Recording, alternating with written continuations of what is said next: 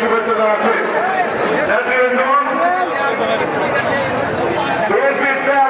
সাবেক প্রধানমন্ত্রী, তিনবারের সফল প্রধানমন্ত্রী, বাংলাদেশ জাতীয়তাবাদী দল বিএনপির চেয়ারপারসন দেশনেত্রী বেগম খালেদা জিয়া প্রতিহিংসার শিকার হয়ে প্রায় 1 দশক যাবত এই স্বৈরাচারের কারাগারে বিরানিবাদ করছে। বন্ধুরা আমার, আজকে আমার নেত্রী, আজকে বাংলাদেশের গণতন্ত্রের নেত্রী, আজকে বাংলাদেশের সবচাইতে জনপ্রিয় নেত্রী এই প্রতিহিংসার শিকার হয়ে স্বৈরাচারের কারাগারে জীবন মৃত্যুর সন্ধিখানে দাঁড়িয়ে আছে। বন্ধুরা আমার, আজকে দেশনেত্রী বেগম খালেদা জিয়ার মুক্তির দাবিতে